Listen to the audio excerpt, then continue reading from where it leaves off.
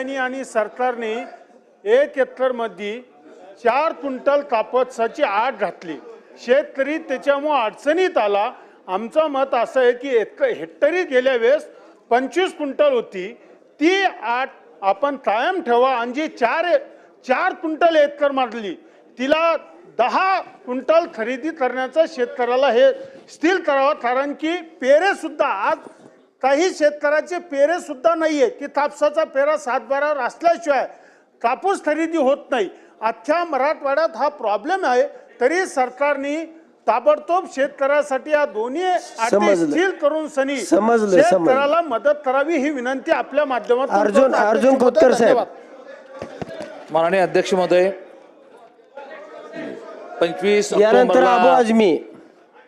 ऑक्टोबरला जालना शहरामध्ये विकास प्रकाश लोंढे हा मातंग समाजाचा मुलगा, याच्यावर 120 वार करून त्याला मारला गेला। अध्यक्ष महाराज, गुन्हेगार हे सराईत आहेत, सातत्याने गुन्हा करणार आहेत।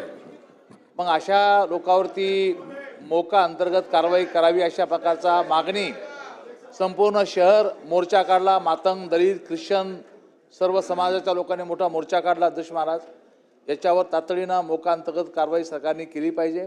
आणि 120 घाव अध्यक्ष महाराज त्या युवकावरती मारले, तरुण मुलाला त्या ठिकाणी मारला गेला। अध्यक्ष महाराज, आणि हेच आरोपी, ज्या आरोपीने या अगोदर सुद्धा NPD मध्ये त्या लोकांना टाकलं होतं, बाहेर आले की त्यांनी अशा पद्धतीने पुन्हा नवीन कांड केलं। अध्यक्ष महाराज, त्यामुळे माझी विनंती माननीय मंत्री महोदयांना किंवा सभागृहाच्या माध्यमातून की तातडीनं या सर्व आरोपीवरती ज्यांनी विकास प्रकाश लोंढे या मातंग समाजाच्या तरुणाचा खून केला यांच्यावर कठोरातली कठोर कारवाई केली पाहिजे। अध्यक्ष महोदय, धन्यवाद।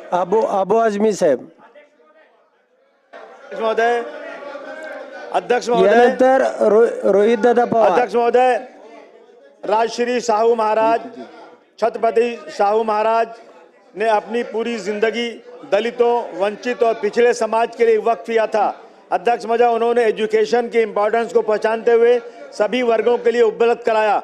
उन्होंने रिजर्वेशन लागू करके सामाजिक समानता की नींव रखी। उनका काम सिर्फ महाराष्ट्र तक सीमित नहीं था, बल्कि पूरे देश के लिए उनका काम था। अध्यक्ष महोदय, उनका निधन 6 मई 1922 को मुंबई में हुआ था, लेकिन मुंबई या नई मुंबई के इलाके में किसी जगह पे उनका नाम नहीं रखा गया है। अध्यक्ष महोदय, एयरपोर्ट देश विदेश के नागरिकों का प्रमुख केंद्र होता है, इसलिए मेरी आज मांग है अध्यक्ष महोदय कि नई मुंबई इंटरनेशनल एयरपोर्ट का नाम सन्माननीय सदस्यांनी सगळ्यांनी बसून घ्यावा। सगळ्याला एकदम संधी देता येणार नाही, खाली बसा। नाही अबू आझमी साहेब, तुमचं सुरू राहू द्या। झालं रोहित दादा पवार। अध्यक्ष महोदय, काय इसको सही करना। अध्यक्ष महोदय, मेरी मांग है कि नई मुंबई का इंटरनेशनल एयरपोर्ट छत्रपति शाहू महाराज के नाम से रखा जाए। धन्यवाद। अध्यक्ष महोदय, या सभागृहामध्ये बिबट्याचा प्रश्न अनेक वेळा चर्चेत आला। अध्यक्ष महोदय, जुन्नर, आंबेगाव, खेड या तालुक्यातल्या नातं आणि ते 20-25 तास अध्यक्ष महोदय ते आंदोलन चाललं। त्याच्यामध्ये सर्व पक्षातले पदाधिकारी, कार्यकर्ते त्या आंदोलनामध्ये सहभाग घेत होते।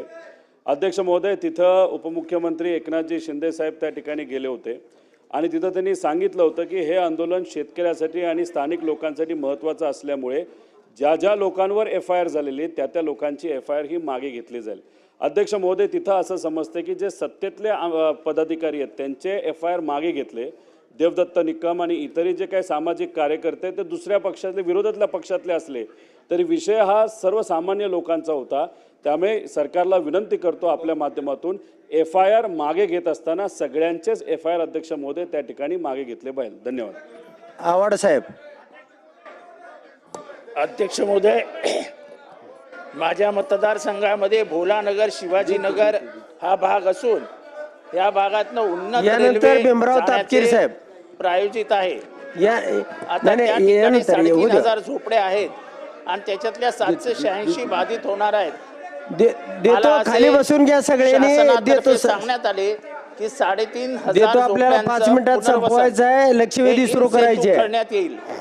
पण तशा प्रकारचं कुठलंही लेखी आश्वासन देण्यात येत नाहीये. माननीय मुख्यमंत्र्यांचाही त्या बाबतीत निरोप होता. मी आपल्या माध्यमातून शासनाला विनंती करतो की आपल्याला जर हा प्रकल्प पुढे न्यायचा असेल आणि लोकांचा विरोध नको असेल तर आपण इन सेतू हा प्रकल्प करत असताना लेखी आश्वासन शासनाच्या वतीने